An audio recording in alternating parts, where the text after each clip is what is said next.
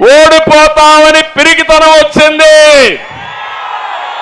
ఎమ్మెల్యేలు ట్రాన్స్ఫర్లు చేసేస్తున్నాడు, మంత్రుల్ని ట్రాన్స్ఫర్ చేస్తున్నాడు.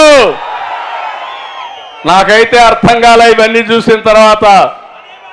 నేను ఎప్పుడు ఊహించలా ఇవన్నీ ఎమ్మెల్యేలకు ట్రాన్స్ఫర్లు ఉంటాయని, ఎంపీలకు కూడా ట్రాన్స్ఫర్లు ఉంటాయని. మీ ఇంట్లో చెత్త ఎక్కడేస్తారు? ఎక్కడేస్తారు? ఎక్కడ చెత్త కుండీలు వేస్తారు, అవునా కాదా? అలాంటి చెత్తను వేరే ఇంట్లో వేస్తాడంట ఈ ముఖ్యమంత్రి. మీరు ఆమోదిస్తారా అని మిమ్మల్ని అడుగుతున్నా, సిద్ధంగా ఉన్నారా అని మిమ్మల్ని అడుగుతున్నా. ఇక్కడ ఎమ్మెల్యేలు ఉన్నారు. ఈ నియోజకవర్గంలో పార్లమెంట్లో 7 మంది ఎమ్మెల్యేలు ఉన్నారు. ఇక్కడ ఒక పెద్ద ఎమ్మెల్యే ఉన్నారు, బుర్రా మణిసూదన్. ఆయన పేరే మణిసూదన్. అన్నిట్లో వాటా దోపిడీ, అవునా కాదా అని అడుగుతున్నాం మిమ్మల్ని.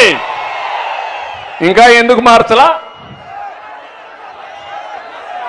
మొన్న ఒక ఆయన ఉన్నాడు ఎర్రగొండపాలెంలో, బట్టలిప్పేసి తిరుగుతూ ఉంటాడు. ఆయన మంత్రి. ఇప్పుడు ఆయనకి ట్రాన్స్ఫర్ వచ్చింది.